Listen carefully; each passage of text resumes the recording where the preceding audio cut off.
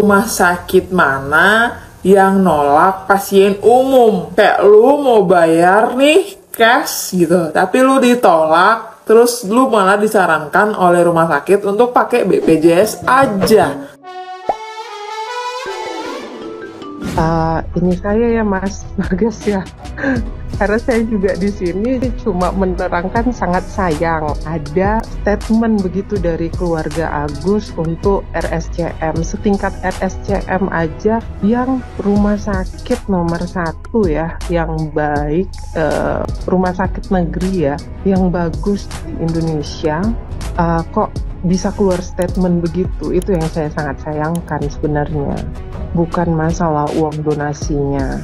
Kalau uang donasi, kalau misalnya mereka mau dibawa kemana atau mau dipergunakan untuk apa gitu kan, kayaknya bukan kapasitas saya untuk menjawab itu.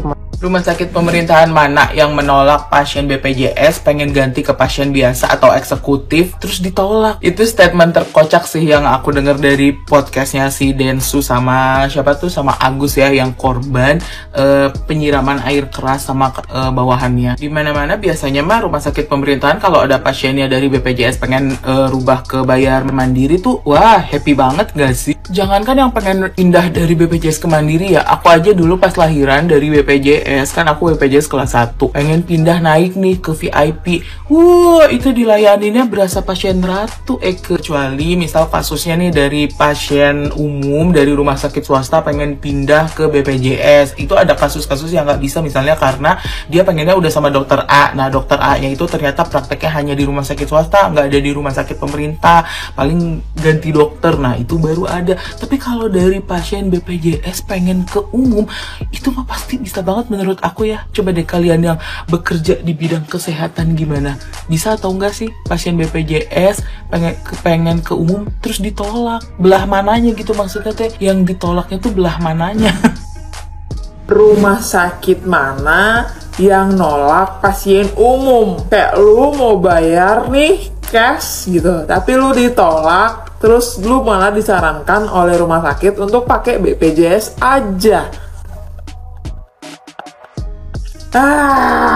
Terus yang paling gue keselin lagi adalah misalkan nih si pihak cowoknya ini udah sakit gitu kan, divonis sama dokter nih, dokternya bilang bapak udah nggak bisa nih bini dari rumah sakit ini gitu ya. Terus dari si yang sakit ini bilang, oh ya udahlah kalau memang nggak bisa sembuh ya udah uangnya dibagi-bagiin aja. Nih ibu-ibu ini ibu-ibu semuanya kalau bilang saya tuh sebenarnya nggak mau ya, kalau nggak mau nggak usah diterima, uangnya balikin aja ke Tenovi, balikin aja. Saya nggak mau kok, nggak mau kayak gini nih, kayak lu mau dikasih duit sama nenek lo, nggak usah nek, nggak usah, makasih ya nek, nggak usah, tapi lo terima. Gimana sih? Buat beli rumah, buat bayar utang, apa sih?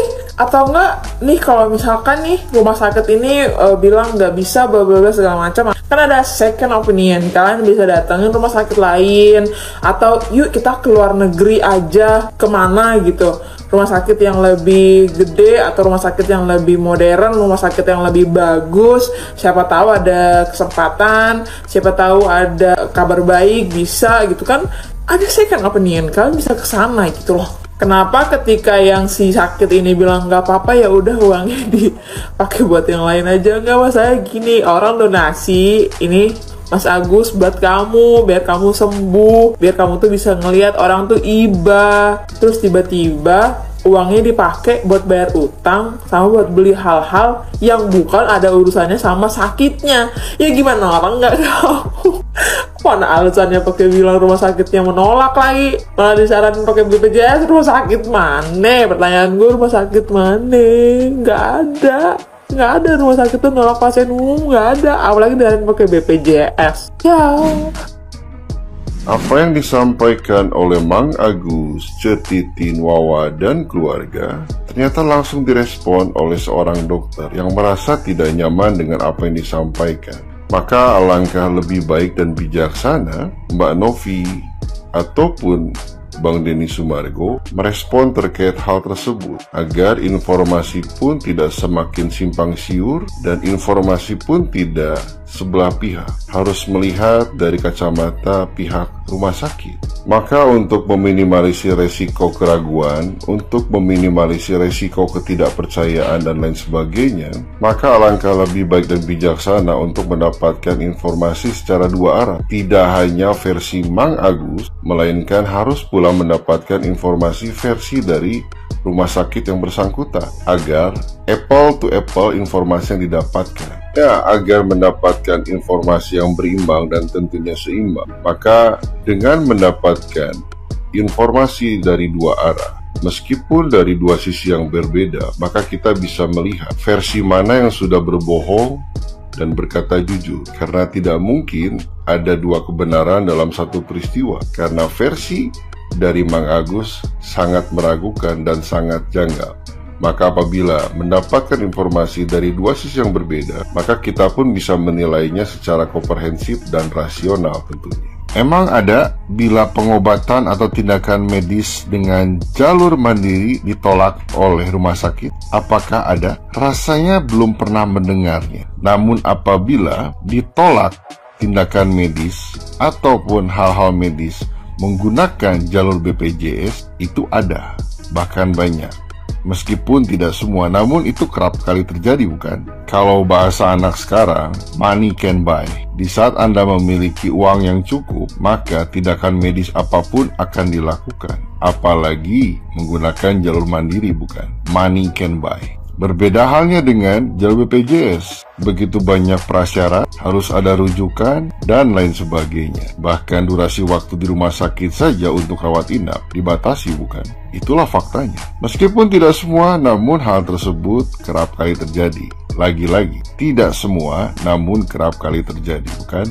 Yang disampaikan oleh Mang Agus sangat bertolak belakang dengan kenyataan yang ada. Apakah bisa dikatakan berbohong? Who knows? Silakan memberikan penilaian sendiri saja. Namun apa yang disampaikan jauh dari kenyataan yang kerap kali kita lihat. Jalur mandiri akan selalu mendapatkan prioritas, selalu sedikit banyak mendapatkan privilege.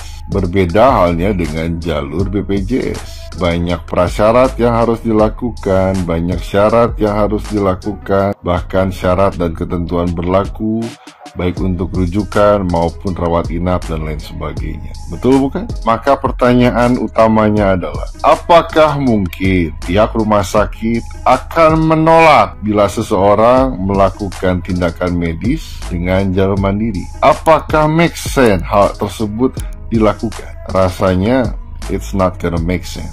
Bila ada jalur yang cepat untuk cair, mengapa harus memilih jalur untuk menunggu? Ya, jalur mandiri secara nominal akan cepat untuk cair. Berbeda halnya dengan BPJS. Ada waktu tunggu untuk mencairkan dana dari BPJS. Make sense tidak rumah sakit menolak jalur mandiri? Please, bila ingin berbohong, sesuatunya harus dikerjakan secara konsisten dan sedikit masuk akal. Setidaknya kebohongan tersebut akan diketahui dalam jangka waktu yang lama, tidak dalam jangka waktu yang singkat. Mungkin berbohongnya amatir, belum profesional. Alright, ulala. Ingat, tidak semua penyakit, tidak semua tindakan medis, tidak semua obat, dan tidak semua sebab akibat di-cover oleh BPJS. Sebab akibat yang diakibatkan oleh tindakan kriminal dan sebagainya, itu pun tidak di-cover oleh BPJS. Maka bagaimana mungkin pihak rumah sakit menolak jalur mandiri memaksakan untuk menggunakan BPJS, sedangkan tindakan yang diakibatkan oleh tindak kriminal saja tidak di-cover oleh BPJS? Ayo. Namun berbeda halnya dengan jalur mandiri. Apapun tindakan medisnya, apapun obatnya, apapun penyakitnya, dan apapun sebab akibat akan dilakukan tindakan oleh pihak rumah sakit tanpa syarat dan ketentuan berlaku, tanpa pengecualian. Meskipun ada beberapa hal darurat, hal kritis yang mungkin tidak bisa dilakukan rumah sakit tertentu, namun akan dirujuk ke rumah sakit lainnya yang jauh lebih kompatibel. Nah lo.